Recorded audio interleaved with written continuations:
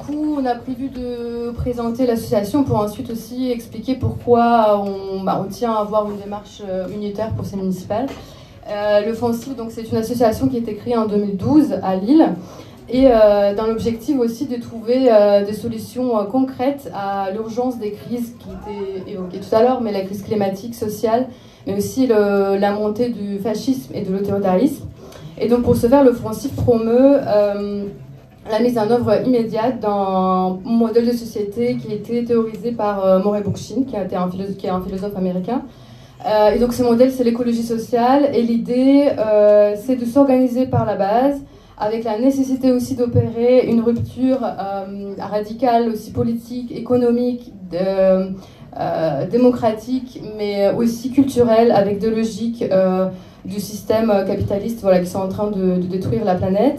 Et pour cela, l'écologie sociale s'appuie sur plusieurs principes, dont l'un des principes, c'est la démocratie directe, qui consiste par la prise de décision selon le principe du une personne, une voix, une prise de décision qui concerne à la fois la vie de la cité, mais aussi la production. Un autre principe auquel on tient beaucoup, c'est la socialisation des moyens de production, mais aussi l'idée de produire moins dans le respect des limites imposées par la planète, de produire aussi mieux au bénéfice de plus grand nombre.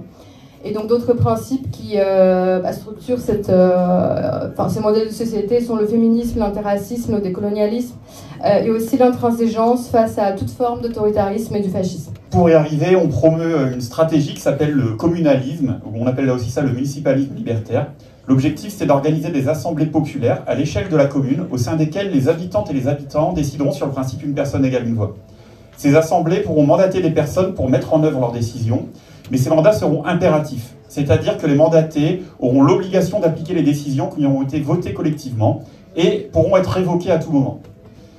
Parce qu'il est indispensable de se coordonner et qu'il est illusoire de penser pouvoir vivre décemment en autarcie à l'échelle d'une ville, ces communes se regrouperont à l'échelle régionale, nationale, internationale dans une grande confédération qui permettra leur interconnexion, leur solidarité et dont les décisions viendront de la base. Le municipalisme libertaire et le communalisme ne sont pas utopiques, ce sont au contraire des solutions pragmatiques, concrètes, aux problèmes de notre temps. Ils ont déjà été mis en œuvre ailleurs dans le monde, en particulier au Rojava par les camarades kurdes et syriens du secteur, par le ZLN au Chiapas et dans plusieurs villes d'Europe et d'Amérique. Il y a aussi des expérimentations à l'échelle de sociétés coopératives, d'associations autogestionnaires, etc., un petit peu partout dans le monde. Et donc en fait, la stratégie de l'offensive repose aussi sur l'idée d'un double pouvoir, c'est-à-dire de bâtir dès maintenant des institutions révolutionnaires en parallèle avec celles de l'État capitaliste, donc des institutions autogérées qui sont appelées à remplacer celles de l'État capitaliste. Et donc ces institutions sont des assemblées populaires notamment, voilà, par la prise de décision collective, des coopératives pour se réapproprier les moyens de production, des médias alternatifs, des locaux associatifs autogérés, des réseaux d'échange, etc. Mais aussi voilà, des lieux occupés, des squats, des ZAD, afin d'instaurer un vrai rapport de force avec l'État capitaliste. Et pour pouvoir mettre réellement en place cette stratégie d'un double pouvoir, nous pensons indispensable la construction d'un programme de rupture qui intègre l'idée de l'affrontement avec les logiques du capitalisme. Pour nous, cela implique aussi d'assumer l'illégalité dans la mesure où la légalité est conçue pour protéger les intérêts des puissants, des dominants, voilà, les intérêts de riches, qui permet aux riches de s'enrichir toujours plus, même si cela doit rendre notre planète inhabitable. Pour nous, penser une société écologiste, égalitaire et autogestionnaire, donc, dans cette stratégie de double pouvoir, implique de développer et d'expérimenter notre projet dans tous les pans de la société, par tous les moyens nécessaires, mais aussi d'obtenir des victoires politiques. Et donc pour renforcer les luttes, multiplier les initiatives politiques et économiques émancipatrices, et préparer le renversement du système capitaliste. Pour nous, il faut se réapproprier aussi le pouvoir local. Plus concrètement, nous on pense qu'ici à Lille, on est en mesure, avec tous les gens qui sont dans cette pièce, avec toutes les orgas qui sont autour de la table, de prendre la mairie et de changer ce à quoi ressemble la ville et de défendre les luttes locales. Prendre la mairie, ça nous permettrait de créer un rapport de force local et d'engager une série de transformations immédiates. Par exemple, soutenir et développer les initiatives militantes pérennes en finançant la création de sociétés coopératives et autogestionnaires d'associations engagées, de multiplier par la subvention et par la commande publique des lieux comme ici, où c'est hyper important pour tenir la ville, des espaces de travail partagés, etc. C'est des trucs qui peuvent être mis en place directement, immédiatement.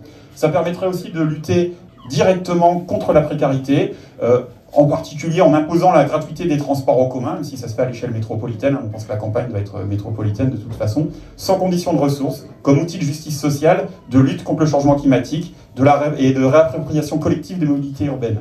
Ça permettrait d'encadrer les loyers, de lutter contre les expulsions, voire même si c'est potentiellement illégal, ça s'est fait dans différentes communes, d'interdire les coupures d'eau et d'électricité.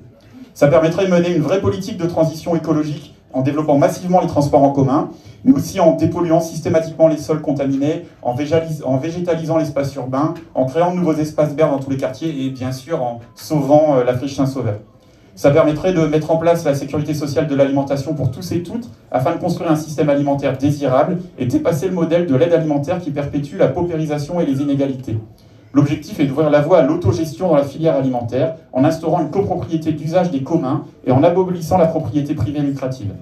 On pourrait aussi, si on prenait la ville, municipaliser l'eau, l'électricité, le réseau Internet et les autres services essentiels en créant des régies publiques directement contrôlées par les habitants qui pourraient là aussi décider de comment on emploie ces ressources sur le principe une personne égale une voix pour garantir une gestion non marchande, égalitaire et transparente de ces communs.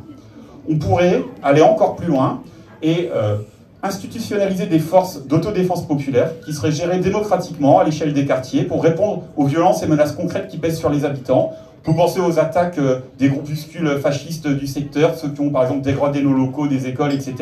Il n'y a pas si longtemps que ça. On peut penser à toutes les personnes, et vous vous souvenez des reportages entre autres d'Al Jazeera, racisées qui sont agressées dans les rues de Lille et que la police nationale n'a pas l'air de trop vouloir défendre, à toutes les agressions LGBT-phobes, sexistes, les violences envers les personnes précaires, etc. qui sont commises. Du coup, on pourrait, avec une mairie gérée par nous et par les habitants directement, construire une sécurité collective fondée sur l'organisation populaire et l'entraide.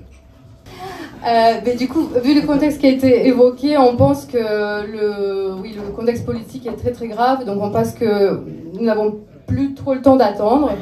Et donc, on pense que sans pour autant nous régner, nous devons dépasser nos différences et divergences pour être à la hauteur des enjeux politiques, pour construire un horizon qui soit désirable, un projet qui puisse représenter une alternative crédible au capitalisme et au fascisme mortifère, et aussi pour nous donner les moyens politiques de mettre en œuvre ce projet politique pour reprendre la prise sur le réel.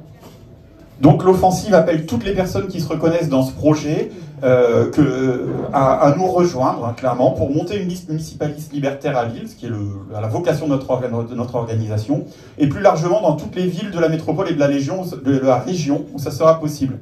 Il y a des camarades dans la pièce là, qui sont présents pour prendre les contacts si vous êtes intéressés par le projet et pour lutter à nos côtés. Mais plus largement, on appelle surtout toutes les forces de l'écologie radicale et de la gauche de rupture qui sont présentes ici, mais aussi ceux qui ne sont pas là et avec qui on bosse régulièrement, les syndicats, les assos, les partis, les collectifs, familles, etc., aux côtés desquels on lutte depuis notre création à ouvrir des discussions afin qu'on puisse construire un programme commun, un front uni, et qu'on puisse gagner la ville, gagner la MEL, et si possible, ne pas perdre complètement la région au profit du Rassemblement national. Voilà, il est plus que temps qu'on passe à l'offensive. Merci à tous.